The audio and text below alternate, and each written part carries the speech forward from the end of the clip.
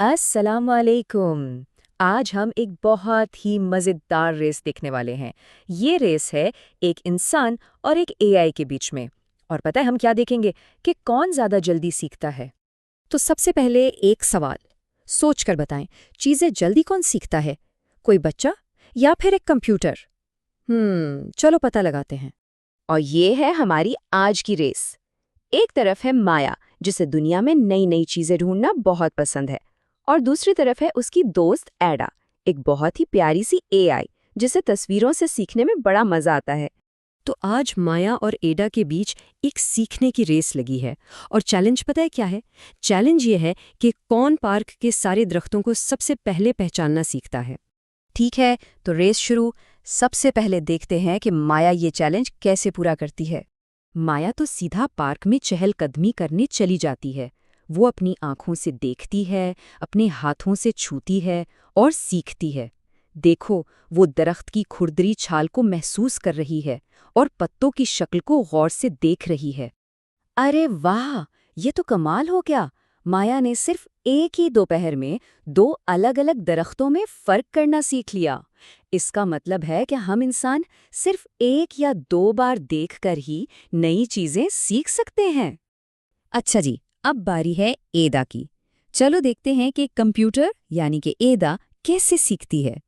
एडा तो पार्क में घूम नहीं सकती, तो वो अपना काम तस्वीरें देखकर शुरू करती है। और एक दो नहीं, पूरे 1000 दरख्तों की तस्वीरें। लेकिन असल में ठीक से सीखने के लिए एडा को 1000 नहीं बल्कि 10 लाख से भी ज्यादा तस्वीरें देखनी पड़ती हैं। वो इन सारी तस्वीरों में छोटे छोटे पैटर्न यानी निशानियां ढूंढती है, ताकि उसे पता चले कि दरख्त कैसा लगता है। पता है, इस तरीके को मशीन लर्निंग कहते हैं।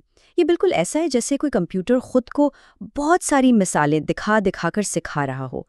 वो बस डेटा में पैटर्न ढूंढता रहता है। एडा का सीखना एक गेम की तरह है।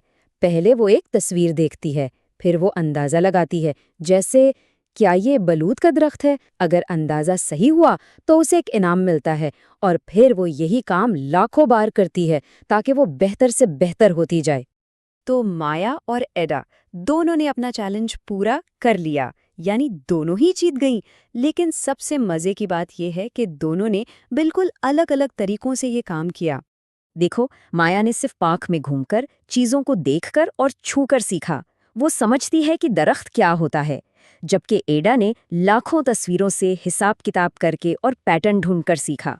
एआई मालूमात को बहुत तेजी से प्रोसेस कर सकती है, लेकिन वो हमारी तरह महसूस नहीं कर सकती। वो ये नहीं समझ सकती कि एक दरख्त असल में कैसा होता है या उसकी ठंडी छांव में बैठकर कैसा लगता है।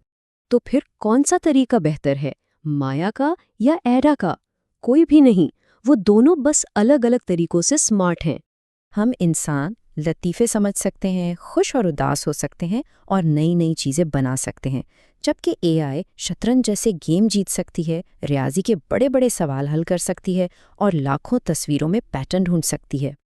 ये जानना बहुत ज़रूरी है कि एआई एक मददगार टूल की तरह है।